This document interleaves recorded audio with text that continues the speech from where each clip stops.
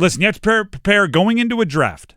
I'd say if you have top 3 picks, if you're one of the top 3, you can go in with concrete expectations, right? Here are the 3 names we want. In this order, bada boom, bada bang. Anything else, you're not at pick 8 like the Panthers, you have to prepare to read and react, even for the worst-case scenario. Remember those books, like the worst-case scenario survival guide, and it was all, here's what to do if you end up in your car and you're drowning, right? You wait till the water's all the way at the top and pop it. Don't quote me on that. But this is not that show. Somebody's car like drives off a bridge and they're like, I remember what the sports radio guy said. Why is that the only thing I can think of right now? No, but if you're the Panthers, you do have to prepare for the best scenario, which is easy, right? This is what I hope happens, but also the worst case scenario.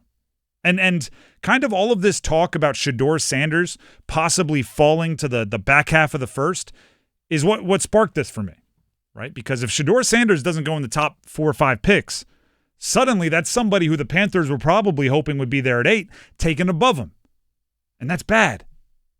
So when Mel Kiper said things like this about Shedeur Sanders, then you say, what is New Orleans? I think New Orleans is a great spot. Look at the division. You got Dome with the Saints, Dome with Atlanta, good weather in Carolina, good weather in Tampa. Why? Because Shedeur doesn't have the great arm strength. So it would fit better in New Orleans. Pittsburgh, not as much, but he could be there at 21, and the Rams at 26. That's as far, because Rodgers slipped to 24 when we had him going number 1 3 weeks before the draft when he came out with Alex Smith. Alex Smith goes 1. Well, Rodgers can't go much further. He drops to 24, guys. So this has happened before. It can happen again. History helps us predict the future. History helps us predict the future. So if he drops, I was like, ooh, what do the Panthers do? So then the ball gets rolling, right? The thought process gets rolling. And Dennis and I, in the cubicles earlier today, played the worst-case scenario game. If the worst happens, what do the Panthers do? Here's what we came up with as the scenario. There are 7 picks above the Panthers. We did not play trades because that's an impossible game trying to predict it. First pick, the Titans go Abdul Carter. Edge rusher, Penn State. Second pick, the Browns. They go with Cam Ward because even in our worst-case scenario, we think Cam Ward will be drafted somewhere near the top. Giants, Travis Hunter, best player available. New England, Mason Graham, defensive tackle from Michigan. Now you're getting into the players that, in fantasy land, Panthers may think, like, I hope this guy's there. Mason Graham goes to New England, number 4.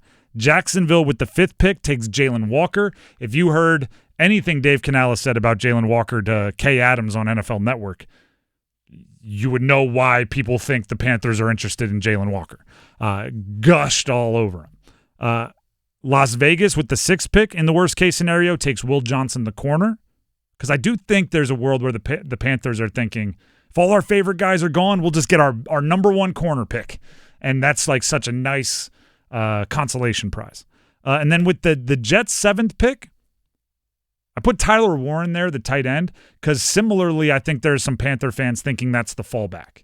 That's like, hey, if we don't get all our guys, we'll get the best tight end. We'll get the number 1 pass catcher. So if those 7 go in that order, Panthers at the 8th pick do not have what any of kind of the consensus best picks expected are there. There's Jadeveon, which would be your 2nd cornerback choice. Yeah. Would you really take a corner at 8, your 2nd pick, and not the strongest corner draft? There would be whoever your 3rd edge rusher is on your board, because Abdul Carter and Jalen Walker are already gone. So it becomes a whatever your soup du jour is, right? Whatever your pick of the day is. Mykel Williams, Mike Green. That's what I think of that. Wide receiver, Tet McMillan, or whoever your best wide receiver outside of Travis Hunter is. In which case it just feels like you're reaching for a position, which is not what you want to do. You could go offensive tackle. That's not a position you need, although there might be a player worthy. Armin Membu, Will Campbell, if you don't mind that he has short arms. Old T-Rex out there. Or do you reach for a position that you need that isn't a premium, something like a safety in Nick Emenwari or from what is it, South Carolina? Yeah. That is the ultimate situation for the Panthers, but it is a good thought exercise. Like, I talk about days. One of the things I'm most jealous of for GMs and assistant GMs and scouts is the things that I try to do in like a half hour for this show. They can go, here's our task for today, right? We talked about trading up a couple of weeks ago. And does it seem like a smart thing? No, common sense would probably say the Panthers shouldn't trade up, give up more assets for less assets. But if I were the GM, I would take a day. And I would say, today we're figuring out if it's plausible or smart for us to entertain it. This would be another one. I would walk in as Dan Morgan, right? Hey, everybody, team meeting room, 8 a.m., 7 a.m. I don't know, coach's weird hours, 4:15 in the morning. Everybody there, here's what we're doing today. If this is how the board goes for the first 7, what's our move? Raise your hand. Tell me, what's our move? And somebody's going to say, I think we go with Mike Green out of Marshall. Somebody's going to say, I think we with what we know, we think the Rams would want to go up and get Shedeur Sanders. Like you got to talk about everything. Because what you don't want to have happen is you go, well, that's the absolute, there's no way that's going to happen. Then it happens and you're unprepared and you got 15 minutes and you're on the clock and it's draft day and you're calling, the Browns, you're calling the Giants saying you could still come up and get Shedeur and we'll sell it on the cheap. And now you're making, like, they're like, we didn't even start negotiating. They're already saying they're going to sell it on the cheap because there's only 7 minutes left on the clock and you got to make something happen. Like, you don't want to put yourself in a panic situation. And it's not always going to be glorious. Because the opposite, like, we also played best case scenario, and we might do that tomorrow, where, hey, if all the quarterbacks go in the top 7 and you have played the best, you have your number one option at like 4 different positions of need, what do you do there? That's easy. That's fun. I'll do that all day, right? It's putting yourself in the uncomfortable positions. It's, the irony is, a football GM can use football analogies all over the place. Offensive coordinators, they'll tell your quarterback all the time, like, this play will be wired unless they come out in a bare front. And they haven't shown a bare front on film in 3 years. I guarantee you that game they're going to trot out the seldom used bare front. And if your quarterback is just out there going, he told me there wouldn't be a bare front, you're going to be panicked. It's not going to work. Meanwhile, if you go, hey, they're probably not going to, but if it's a bare front, you can just go ahead and check to the dive. Or you can go ahead and, get the play action out of it. And then, all right, cool. You walk up there, you go, oh, geez. Coach said this might happen. Hey, easy. Check it. And you just change it and you fix it. Do I think this is the way the board is going to go? No. Probably not. They haven't shown this on tape in 3 years. But if it does happen, I need you to know what to do. And because on this show I do like to press for answers, if this happens, I think I'm going corner. Really? I think I'm going Jadeveon. Okay. I think it's, one, I think the level of, or the threshold for success there is less because you're not drafting a number 1 corner. You already have J.C. Horn.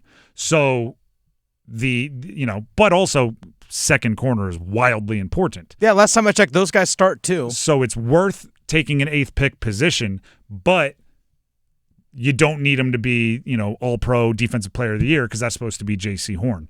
Meanwhile, if you take an edge rusher, you got to be the number 1 edge. You got to be the dude. And I think you can go Abdul Carter or Jalen Walker for that at the moment, and maybe some of these other guys are less likely. And here's something to keep in mind as well, like the scenario that we just gave, like the top 7 guys that go off the board right away, and then you're kind of scrambling, figuring out, man, all the top guys are gone. People say, well, trade back. Well, again, if all those top guys are gone, who's moving up?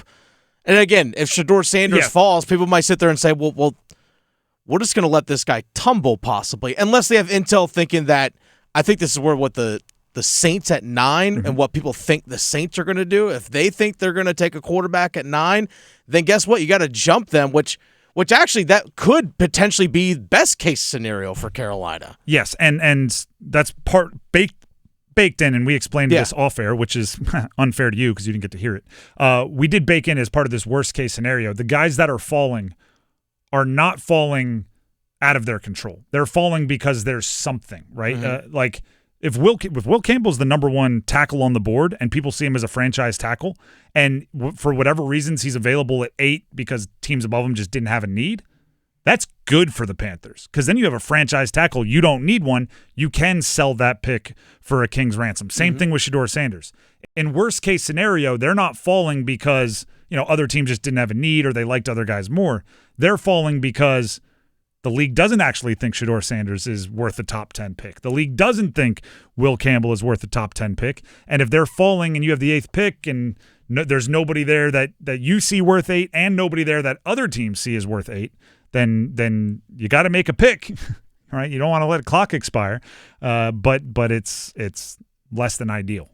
So that baked into the worst case scenario is there's nobody that is absolutely in love with Tet McMillan that wants to go spend huge draft capital to go get him, in which case you just say thank you, call it into the league, and get ready to make your next pick.